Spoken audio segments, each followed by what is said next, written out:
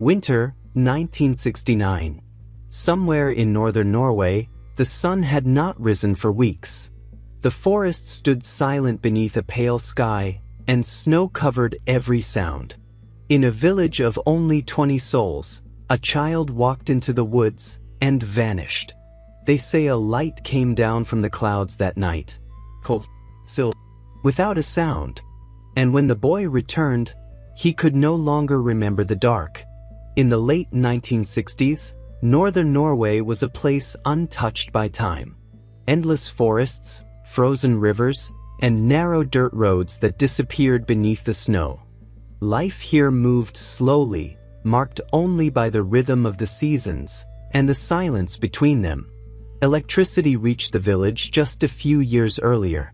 The people still relied on kerosene lamps, wood fires, and stories told in whispers to pass the endless nights. Among them lived the Johansen family, a carpenter, his wife, and their only child, Eric, an 8-year-old boy with pale hair and the habit of asking too many questions. He spent most of his days outside, wandering along the edge of the pine forest behind their cabin. To his mother, he was quiet and thoughtful, but there was something different about him that winter.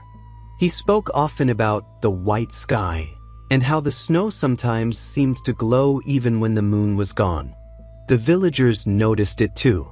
On certain nights, the horizon flickered with faint colors, green, violet, and red, like the northern lights, but lower, closer to the trees. The old men said it was just aurora, nothing to fear. But the dogs would not stop barking. Radios crackled with static. Clocks lost minutes. A farmer claimed his cows refused to leave the barn. On the afternoon of January 14, 1969, the air was strangely still. The temperature had dropped suddenly, though no wind moved. Eric's father was repairing sled runners in the shed, his mother preparing supper when she realized the boy had not come home. His small footprints led from the back door into the forest, sharp and clear in the fresh snow, then stopped abruptly after 20 meters. No drag marks, no sign of struggle, just silence and the smell of something faintly metallic in the air. When the neighbors gathered with lanterns, a pale mist had begun to rise from the trees. They called his name again and again, their voices swallowed by the cold. A hunter thought he heard a hum, deep and steady, coming from somewhere above the clearing. Others said it was only the wind playing tricks on their ears. But when they looked up, the sky seemed too bright for that hour, as if the darkness itself had been cut open by something unseen. In that moment, fear settled over the small village like new snow. They searched until midnight, their lanterns casting long shadows between the pines. No one spoke of the sound again, but the old women would later say that the forest had gone completely still that night, as though it was listening. And somewhere in that silence, Eric Johansen, the boy who loved the woods, was gone. By the time the sunless afternoon faded into blue, the search had spread through the forest. Men carried lanterns, their light trembling against the black bark of the pines. The snow reflected every flicker, turning the night into a restless ocean of pale light and shadow. They called his name Eric, Eric, again and again, but the forest gave nothing back. No sound, no echo, only silence thick enough to feel. Just before 7, one of the men, an old hunter named Carlson, shouted from the clearing near the frozen stream. He had seen something above the treeline, a narrow column of light, bright and white, cutting through the mist like a blade. It wasn't lightning. It didn't flash. It simply stood there, still, vertical, and alive, as if the sky had opened and forgotten to close. The snow beneath it shimmered, glassy and smooth. The men stopped in their tracks, unable to move or speak. The air changed first. The cold wasn't biting anymore. It was heavy, pressing against their skin. Then came the sound, a low hum, deep and steady, like metal vibrating somewhere far away. One of the lanterns flickered out, then another. and for a moment, all they could see was that impossible light floating between the trees. Carlson stepped closer, his boots sinking silently into the snow. He said later that everything felt weightless, as though the ground had forgotten gravity. The closer he came, the less he could hear his own breath. And then, in the center of the light, he saw something move. A small figure. A child. Eric. The voice caught in his throat. The boy stood perfectly still, facing the beam, his arms slightly raised, his head tilted upward. The light wrapped around him, soft but blinding, like water made of glass. Carlson swore the snow beneath Eric's feet wasn't melting, it was glowing. He tried to step forward, but his body wouldn't obey. His vision blurred, as if the air itself was vibrating. The hum grew louder, pulsing through his chest like a heartbeat that wasn't his own. Then, just as suddenly as it had appeared, the beam narrowed, twisting upward into the clouds, and was gone. The clearing was plunged back into darkness. The hum stopped. The snow fell again, softly, as if nothing had happened. But Eric was gone.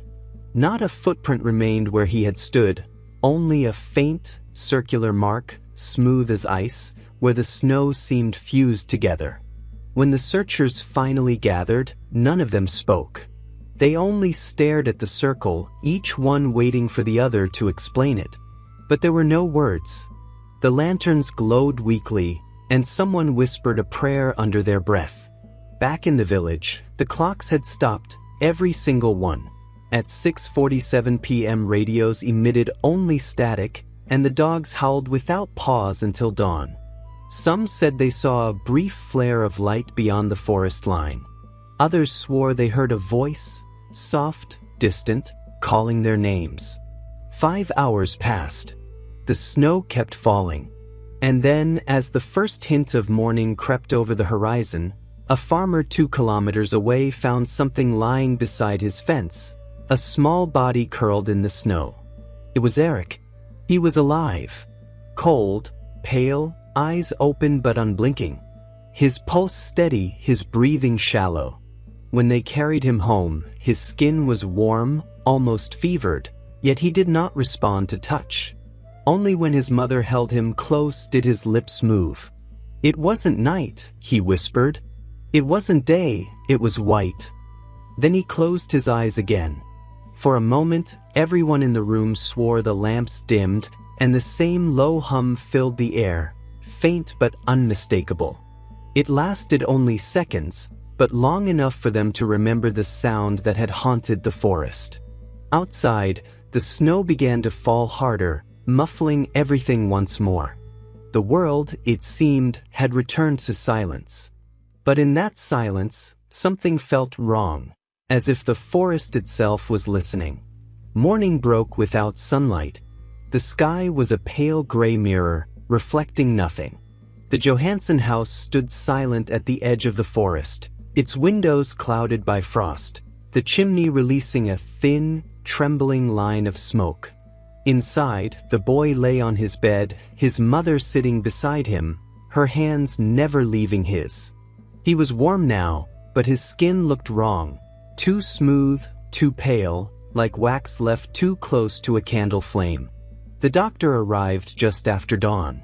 He was a man of science, practical and tired, used to frostbite, pneumonia, broken bones. Not this. He checked Eric's pulse, his eyes, his breathing. Everything was normal. No signs of hypothermia, no damage to the skin. But the boy did not respond when spoken to. He seemed to hear, but not to understand. His gaze followed the light as it moved across the wall, as though he was watching something that no one else could see. When they changed his clothes, they found something strange, a faint mark running down his forearm, thin as a thread, glowing slightly under the lantern light. Not a wound, not a bruise, just a line. His mother touched it, and Eric flinched as if burned. The doctor said it was nothing more than a reaction to cold. But later, when the room was dark and the lamp turned low, the mark still shimmered, pulsing softly, like breath beneath the skin. Word spread through the village quickly. People spoke in half-whispers over fences and frozen wells. Some said the boy had been taken by the forest spirits, the Huldra of the old tales, and that what had returned was not entirely human. Others swore they'd seen light over the treetops again the night before, faint and vertical, like the trace of something leaving. That evening, when Eric finally opened his eyes, the first thing he asked was, "How long was I gone?" His mother told him, 5 hours. He frowned, then shook his head slowly. No, it was longer. There was no time there. He couldn't explain what there meant, only that it was white, so white that it made the dark hurt. When asked if he'd seen anyone, he said yes, but not faces, just shapes that moved without walking. The doctor noted it as confusion, a possible trauma response. But when Eric was alone, he whispered to himself, counting under his breath. Always to the number 7. Always the same rhythm. Over the next few days, the boy's condition seemed stable. He ate, spoke little, slept often. Yet strange things continued. Every clock in the house ran 5 minutes slow, no matter how many times they were reset. The radio emitted a low static hum every night at 6:47, the exact time the lights were seen. And when the wind blew through the trees, it carried a faint, metallic echo, like distant machinery turning somewhere beneath the snow. On the third night, Eric's mother woke to a noise from his room, a soft humming, the same tone she'd heard in the forest. When she entered, he was sitting upright, eyes wide open, staring toward the window. Outside, the forest was motionless, frozen mid-breath. The boy turned to her and said almost gently, "They weren't finished." The doctor returned the next morning. He spoke kindly, but there was something in his eyes, unease he tried to hide. He said the boy should rest, avoid stress, perhaps visit the city hospital for observation. But when he reached for Eric's wrist to check his pulse, the boy pulled back violently, his pupils shrinking to pinpoints. The hum returned, faint, barely audible, yet every lamp in the house flickered. The doctor left without finishing his tea. That evening, he told a friend in town that he couldn't explain what he'd seen. It felt like standing next to a running generator, he said, but there was no machine, no vibration. Only the sound inside the bones. After that, Eric rarely spoke again. He wandered the edge of the forest every day, even in the coldest wind, standing for hours at the same clearing where the snow had fused into ice. The circle was still there, smooth and hard, untouched by sun or shovel. When asked why he went there, he would only say, "They left something." In the following weeks, the lights were seen twice more, thin beams rising from the treetops, disappearing into the clouds. Each time, Eric woke suddenly in his sleep, whispering in a language no one recognized. His mother wept, the villagers prayed, and the forest remained silent. Some said it was hysteria, others said it was proof. But no one could deny the mark on his arm, now darker, spreading faintly toward his wrist, pulsing like a slow heartbeat beneath the skin. And when the thaw finally came that spring, the circle in the clearing had not melted. For weeks after Eric's return, the village lived in a fragile stillness, as though even the air feared to move. No one mentioned the light aloud anymore. When it appeared again, faint above the forest, people simply drew their curtains and whispered prayers meant for no god in particular. The authorities came in February. 2 men from Tromsø, a constable and a doctor from the regional hospital. They questioned everyone, took photographs of the clearing, and measured the strange circle where the snow refused to melt. Their boots left prints, but the surface inside the circle remained hard and smooth, almost glass-like, as if the earth beneath had been burned. The constable tapped it with the tip of his knife. The sound was hollow. Eric was examined 3 times. The doctors noted mild neurological disturbance, heightened sensitivity to sound, and temporary memory loss. Blood tests showed nothing unusual, no infection, no sign of exposure or trauma. Yet one physician admitted privately that the boy's heart rhythm displayed minute electrical irregularities, unlike any case he'd seen. He dismissed it as faulty equipment, but ordered the test repeated. The result was the same. When questioned about the night of his disappearance, Eric remained calm but detached, answering in short, quiet sentences. He described a place made of light and a sound that moved inside the bones. When asked who was there with him, he paused for a long time before saying, "They didn't have faces, but they knew my name." The report labeled this as hallucination caused by stress. Yet one of the investigators, Dr. Henriksen, later wrote in his notes, "Pupil dilation inconsistent with trauma response. Auditory sensitivity increased by 18%. Possible exposure to electromagnetic field or ionizing radiation. Source unknown." The villagers had their own explanations. Some said the forest had opened, a gate to the world of the underfolk, old spirits who took what was lost and gave it back changed. Others believed Erik had been struck by some secret military experiment, a new type of light weapon tested in the Arctic air. One fisherman claimed he'd seen lights over the fjord weeks earlier, like a silent storm moving beneath the clouds. In March, a Swedish research team visited the site. They brought radiation detectors, compasses, and soil samplers. For 3 hours, the readings were normal. Then, as the sun began to set, one of the detectors spiked, a sharp pulse of radiation lasting less than 5 seconds. When they checked again, the ground temperature inside the circle was 3 degrees warmer than the surrounding snow. They packed up and left before nightfall. Their report was never released publicly. Erik's mother wrote to the university in Oslo, begging for answers. No reply came.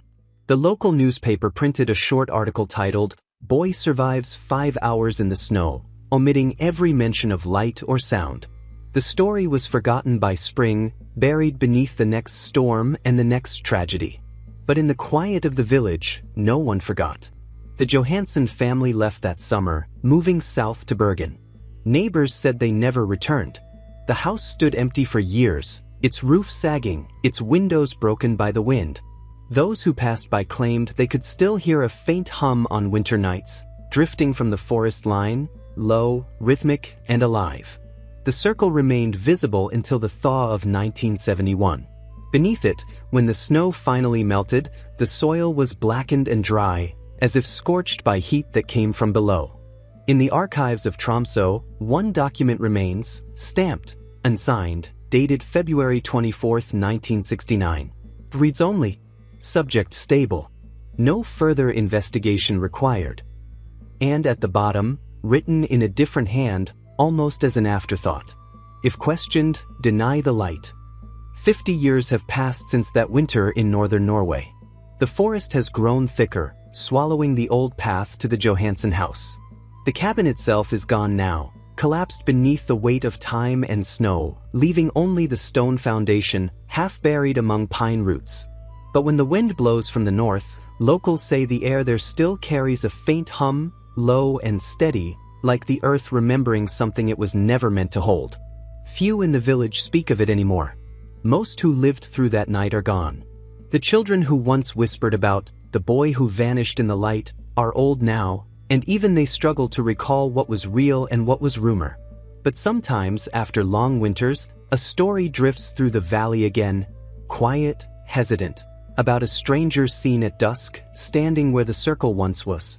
A tall man with pale hair, eyes the color of ice, who stays perfectly still until the light fades, and then disappears among the trees.